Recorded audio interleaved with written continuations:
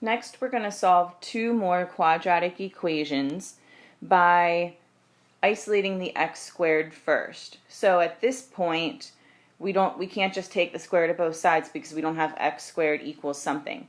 Now remember how we were solving equations earlier in the year and how we would use order of operations backwards. And at that point, all we had to do was we did all of the addition subtraction first, then we took care of any multiplication or division, and then we were finished. At this point, we're going to do addition subtraction first, multiplication division second, and then we're going to do radicals. That would be our E in Please Excuse My Dear Aunt Sally or PEMDAS. So for this question, we'll start by adding 48 to both sides, because that's the inverse of subtracting 48.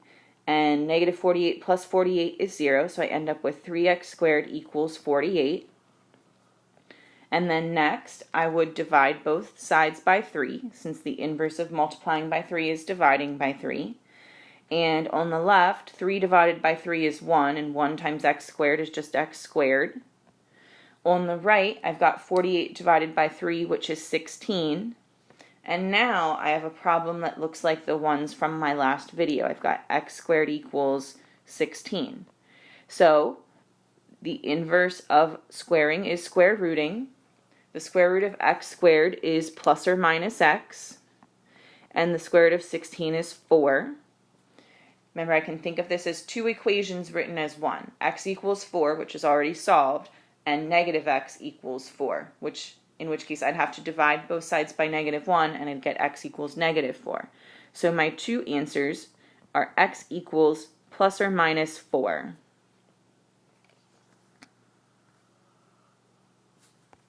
Right, now we'll look at another one. Remember, first we would get rid of any addition or subtraction. However, this addition that's in this problem is inside of a grouping symbol. And remember, in PEMDAS, the P was for the parentheses or a grouping symbol. And since we're working backwards, that means we're going to isolate the grouping symbol last. That's going to be the last thing we get to. So we're actually going to divide by 2 first. You cannot distribute this 2. You cannot subtract 5 from both sides. You can't take the square root of both sides yet. We have to divide by 2 to get the thing that's squared. We want to get that by itself first. So we're going to divide both sides by 2 first. And that gives us x plus 5 quantity squared equals 36.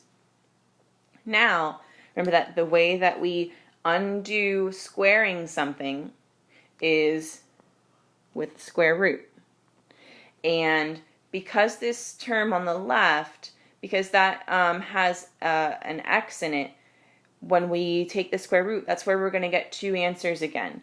So this is going to be plus or minus x plus 5 equals 6.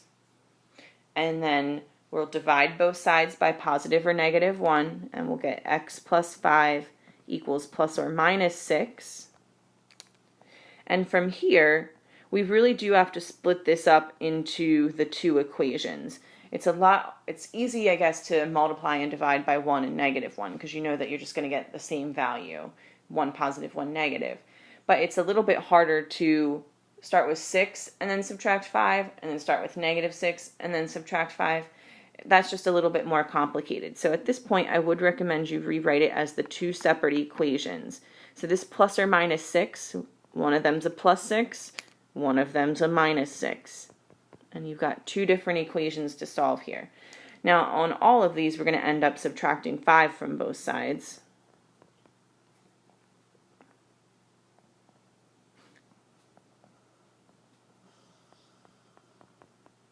So this is the first time where we've gotten two answers that are not opposites of each other. Like all the other questions we've done today, we've gotten positive and negative 2, positive and negative 4, positive and negative 5. Now we've got two numbers that are not opposites. Our two answers are 1 and negative 11. So that does happen sometimes as well.